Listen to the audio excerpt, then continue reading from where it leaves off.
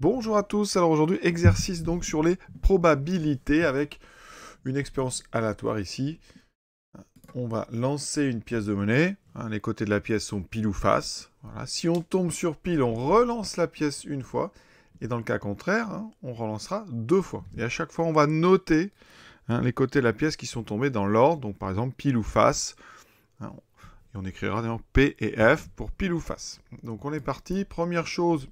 Déjà, quand on fait de la probabilité, c'est bien comprendre l'expérience aléatoire, quelles sont les issues.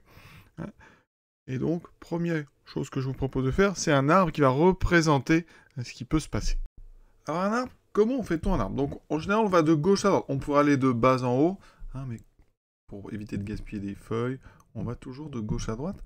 Donc on va commencer donc ici, en fait, vous considérez que c'est vous un petit peu, là, ce point, et vous jetez votre pièce, et vous allez représenter au fur et à mesure ce qui peut se passer. Donc là, vous jetez la pièce, il peut vous arriver donc deux choses. Soit on a fait pile, alors pour éviter évidemment des arbres avec trop de choses, on va mettre des initiales. Donc ici on va mettre pile, et après on va mettre face, d'accord? Ça c'est pile quand on jette la première pièce. Donc les premières ici, alors ce qu'on appelle les premières branches ici, c'est donc le premier lancé. D'accord? Et progressivement vont se constituer des chemins. Donc ça c'est la première branche de certains chemins, parce qu'on va continuer à lancer la pièce. Et on va lire le texte avec attention. Si on tombe sur pile, donc si j'emprunte le chemin du haut, je relance la pièce une fois. Donc qu'est-ce qui peut m'arriver? Eh bien à nouveau je vais faire pile, et ensuite je vais faire face. Et là on s'arrête. Dans le cas contraire, c'est-à-dire si j'ai fait face au premier lancer, que va donner mon deuxième lancer? Eh bien je relance deux fois. Donc il me faut un petit peu de place. Ce deuxième lancer, il peut me donner encore pile ou face. Et là, je relance une deuxième fois, parce que le texte me le dit, quand je fais face au premier coup, je relance. Donc après, si j'ai fait pile au deuxième, eh bien j'ai encore l'opportunité de faire pile au troisième, face au troisième, et pareil ici, si j'ai fait face au deuxième, je peux encore faire pile ou face. Et voici en fait tout ce qui peut vous arriver. On a en fait constitué, vous voyez des chemins. Chaque chemin est constitué de branches. Donc ici, première branche qui correspond au premier lancer, deuxième branche qui correspond au deuxième lancer, troisième branche ici qui correspond au troisième lancer. Et vous voyez qu'en fonction des chemins qu'on emprunte, il peut y avoir deux branches ou trois branches. Donc ça, c'est ce qu'on appelle un arbre. On va apprendre progressivement à le compléter et à mettre sur chacune des branches les probabilités qu'on a d'emprunter le chemin. Vous avez bien compris, par exemple, au départ, P et F, on a une chance sur deux d'aller vers P, une chance sur deux d'aller vers F. Donc on dira que les probabilités ici sont 0,5 et 0,5. En faisant ça, on construira ce qu'on appelle des arbres pondérés, des arbres de probabilité. Pour l'instant, ça reste un arbre. Je n'ai pas mis de probabilité dessus, donc on ne peut pas encore calculer avec. Mais on peut déjà comprendre combien y a-t-il d'issues. Les issues, c'est ce qu'on a à la fin de notre expérience. Donc là, vous avez emprunté les chemins, et donc, combien on a de points d'arrivée? Vous pouvez compter, vous avez 1, 2 points d'arrivée, 3, 4, 5, 6. Il y a 6 arrivées possibles, donc ça nous fait 6 issues. Il y a 6 issues. D'accord?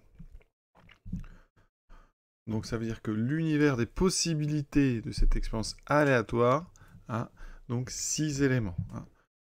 L'univers des possibilités, en général, on le note à oméga. D'accord? Le nom vraiment complet, ça s'appelle univers des possibles. Plus simplement, l'ensemble des issues. C'est la lettre grecque oméga. D'accord? Et ici, on met un égal, et on va ouvrir des accolades pour faire la liste de toutes les issues de cette expérience. Alors on appelle ça aussi des événements élémentaires, parce qu'ils comprennent un élément. Et donc ici, vous avez le premier chemin qui vous mène donc à P. C'est donc le chemin qui passe par P, puis encore par P. Donc on va le noter PP dans l'ordre. Ensuite le deuxième PF. Ça c'est les deux issues qui correspondent au départ avec une pile. Et après si on a face, eh bien on va faire face, vous voyez, pile, pile. Ou alors face, pile, face. Ou alors le chemin ici. Donc face, face, pile. Ou face, face, face. Et vous voyez qu'ici, il y a bien 1, 2, 3, 4, 5, 6 éléments. Alors, le nombre d'éléments d'un ensemble, ça, une notation mathématique, on appelle ça le cardinal. Ici, le cardinal d'oméga, c'est 6, d'accord? On lit ça, donc, cardinal. C'est le nombre d'éléments d'un ensemble. Résumé, donc, de ce qu'on vient de dire. Donc, une expérience est dite aléatoire si... Pour être clair, pourquoi c'est une expérience aléatoire? Parce que je l'ai dit, on ne sait pas à l'avance ce qui va se passer, donc le résultat n'est pas prévisible. Par contre, on connaît l'ensemble des résultats possibles, puisqu'on a été capable d'en faire une liste, et on peut reproduire cette expérience autant de fois qu'on veut dans les conditions exactement similaires, dans les mêmes conditions. Donc, c'est ce qu'on appelle une expérience aléatoire. Ensuite, les résultats, je vous ai dit, s'appellent des issues. Il y a un autre nom qui s'appelle aussi des éventualités, d'accord? Et l'ensemble de ces éventualités ou de ces issues s'appelle l'univers, et on le note la plupart du temps oméga. Déterminer la probabilité de l'événement, obtenir d'abord pile puis encore pile. Alors un événement, tout d'abord, c'est une phrase qui décrit quelque chose, qui peut se passer ou qui ne peut pas se passer. Par exemple, ici, on pourrait dire obtenir 8 fois pile. C'est pas possible dans mon expérience. Donc, vous voyez, ça serait un événement qui ne peut pas se réaliser. Ici, on s'intéresse à obtenir pile puis encore pile. Ça veut dire que je cherche en fait la probabilité du chemin qui passe par pile et ensuite par pile. C'est le chemin du haut que j'ai appelé numéro 1. Quelle est la probabilité qu'on ait d'emprunter ce chemin? Alors, on oublie l'expérience. Imaginez que je jette une pièce 2 fois. Donc, on jette une pièce 2 fois. Donc, je peux traduire ça par un arbre, mais aussi par un tableau. Là, je peux avoir la pièce numéro 1, la pièce numéro 2, ou le premier lancé, le deuxième lancé. Je peux faire pile face, pile face. Chacune des faces a une chance sur 2 de tomber. La pièce est équilibrée. Donc, quand je jette une pièce 2 fois, j'ai 4 événements qui peuvent arriver. Pile, pile, face, pile, ou alors pile, face, ou alors face, face. Chacune de ces 4 cases est équiprobable. Parce que la pièce étant équilibrée, vous avez exactement la même chance d'arriver dans une de ces 4 situations. Donc là, on est dans une situation d'équiprobabilité. C'est-à-dire que là, la probabilité d'avoir pile, pile, eh bien, c'est 1/4. Alors nous, c'est un peu pareil pour ce chemin du haut, parce que eh bien, le chemin du haut, c'est comme si j'avais jeté une pièce 2 fois. Je n'ai pas besoin d'avoir le chemin du bas pour comprendre qu'ici, dans mon expérience aussi, la probabilité d'avoir pile, pile, c'est aussi 1/4. D'accord? On a 25% de chance d'arriver sur le premier chemin, 25% de chance d'arriver au bout du deuxième chemin. Donc ici, on va mettre du 25%. Un petit peu plus tard, et on est limite vraiment du problème de seconde, on est même un petit peu en dehors. Ici, on va indiquer sur chaque branche la probabilité qu'on a de l'emprunter. Ici, on a une chance sur 2, une chance sur 2. Et bien, quand on va circuler dans un chemin, on verra la probabilité de parcourir tout le chemin. On multiplie chaque probabilité qu'on nous a ici, une chance sur 2 fois une chance sur 2. On fait donc 1/2 fois 1/2, ça donne 1/4. On peut aussi considérer ça avec des pourcentages, 50%. Et donc, on aurait 50% de 50%, qui fait 25%. Une question qui est naturelle maintenant dans mon expérience. Est-ce que les issues sont équiprobables? Alors, si elles étaient équiprobables, si elles l'étaient équiprobables, alors, comme il y en a 6, chacune aura une probabilité de 1/6. Alors, la probabilité de P serait égale à 1/6. Or, la probabilité de PP, c'est 1/4. Conclusion, donc, ma supposition n'est pas bonne, donc les issues ne sont pas équiprobables. Autrement dit, il y a des chemins qui sont plus empruntés que d'autres. D'accord?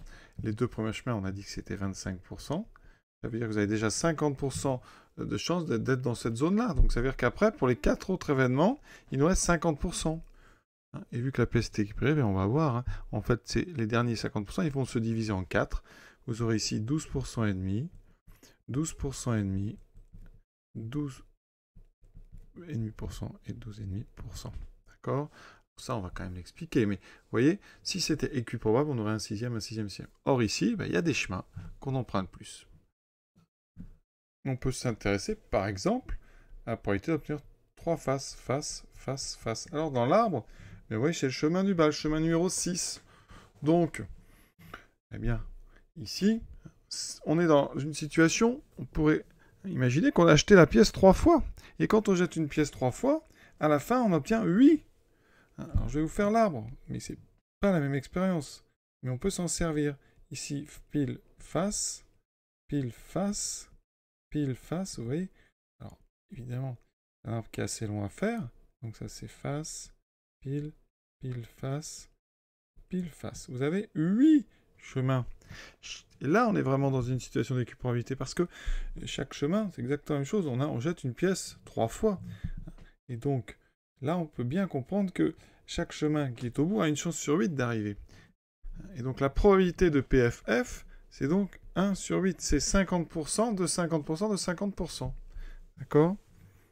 Autrement dit, 1 demi, fois 1 demi, fois 1 demi. Et ça donne bien, effectivement, 12,5%. Et là, je suis en train, en fait, de préparer la suite, c'est-à-dire les arbres pondérés. Plus tard, on fera des raisonnements beaucoup plus simples en disant, on a une probabilité 1 demi, 1 demi, 1 demi à chaque fois. Le produit du chemin global, c'est le produit, donc 1 demi, fois 1 demi, fois 1 demi, qui donne bien 1 huitième. Maintenant, alors, on nomme un événement. L'événement A, c'est obtenir pile en premier. Donc, on a dit pile en premier, je jette la pièce. Soit j'ai pile, soit j'ai face. Donc, on sait que la probabilité de faire un pile, donc, alors ici, c'est pas P, par contre, il faudra être clair, c'est la probabilité de A. Donc, on mettra P de A, ici, le nom de l'événement. Et c'est donc 1 demi. Ce qu'on appelle A avec une barre au-dessus. Ici, ça, c'est le contraire de A. Donc, si A a une probabilité de 1 demi, mais son contraire a une probabilité qui est donc le complément de cette probabilité à 1, c'est-à-dire 1 moins P de A, donc 1 moins 1 demi, donc 1 demi. Effectivement, ici, P de A, ça correspond à la probabilité d'obtenir pile quand on jette une pièce une fois. Maintenant, on considère l'événement B, donc obtenir d'abord face, puis encore face. Donc, quelle est la probabilité de B? Alors, dans l'arbre, j'ai donc face, puis face, et après, eh bien, ce qui tout m'intéresse, c'est-à-dire que je peux faire pile ou face en dernier, ça me concerne. Donc ici, probabilité d'emprunter F puis F, bien on a déjà dit. On a donc une chance sur 2 d'aller vers F, encore après une chance sur 2, donc c'est la moitié de la moitié. Vous avez donc une chance sur 4, donc probabilité de 1 sur 4 d'arriver en F. Et après, encore une fois, 1 sur 2, 1 sur 2. 8e question. Est-ce possible que A et B se réalisent en même temps? Est-ce qu'on peut obtenir pile en premier et en même temps face en premier? Non. Donc A et B, c'est impossible. On ne peut avoir pile et face en même temps au premier coup. Alors là, c'est pour parler de ce qu'on appelle l'intersection A inter B. C'est, en fait, A et B se réalisent en même temps. Or, on vient de dire que ça n'était pas possible. Donc A inter B est ce qu'on appelle l'événement impossible. Et l'événement impossible, sa probabilité, elle est nulle. C'est-à-dire que voilà, on considère que ça ne peut pas arriver. Donc probabilité égale à 0. A union B. Alors l'union de deux événements, qu'est-ce que c'est? C'est A ou B. D'accord? A ou B. Ou les deux. Donc qu'on soit bien clair. Donc ça veut dire que, en français, obtenir donc pile en premier ou face puis face. Donc en face en premier. Alors ça, dans l'arbre, ça... bien, c'est plein de chemins, d'accord? On a dit tout à l'heure, ici, que A et B ne se réalisent jamais en même temps. Donc, ici, la probabilité d'avoir A ou B, eh bien, ça va être tout simple. Dans ces cas-là, c'est la probabilité de A plus la probabilité de B. Autrement dit, ici, A et B, dans l'arbre, c'est donc... Alors, je vais vous montrer les chemins. Donc, pour le chemin, ici, qui mène... Alors, essayons de mettre des couleurs un petit peu plus visibles. Donc, voici. Alors, ça... Donc, le premier chemin en haut, c'est celui qui fait pile en premier.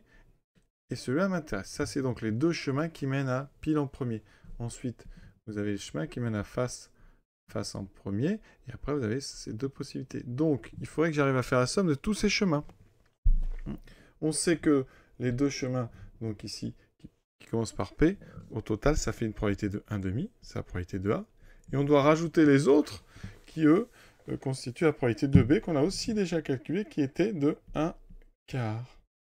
Donc, vous avez 3 quarts comme probabilité. Donc, dans cet arbre, en fait, 3 quarts des situations vont me mener à un des chemins ici indiqués, c'est-à-dire le chemin qui finit en 1, 2, le chemin 3, 5 et 6. Voilà.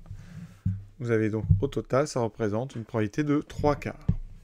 Et vous voyez bien, cet exercice, il illustre quelque chose d'assez compliqué, c'est que les probabilités, quand on est dans des situations d'éQ probabilité, par exemple, on jette un dé, on a 6 faces, chaque face a une chance sur 6 d'être réalisée, et bien ici, c'est compliqué, parce que, vous voyez, l'arbre n'est pas exactement l'arbre d'une situation d'éQ probabilité, c'est pas comme si on lançait une pièce 3 fois. Il y a quand même ici des choses qui sont un petit peu différentes par rapport à d'habitude, donc il faudra, quand on a une expérience aléatoire, bien regarder. Est-ce que les issues ont la même probabilité? Si oui, c'est facile. On va pouvoir facilement travailler, en tout cas. Si les issues n'ont pas la même probabilité, il faut rentrer vraiment dans les détails et essayer de comprendre ça avec des situations qu'on connaît. Par exemple, ici, j'ai beaucoup utilisé le lancer de pièces classique, avec 2 pièces ou 3 pièces, pour pouvoir calculer un petit peu. Voilà. Donc il faut que ça se mette en place progressivement. C'est un chapitre qui a l'air comme ça très facile, mais dans lequel il y a beaucoup de subtilités. En voici un petit exemple. Voilà, à très bientôt.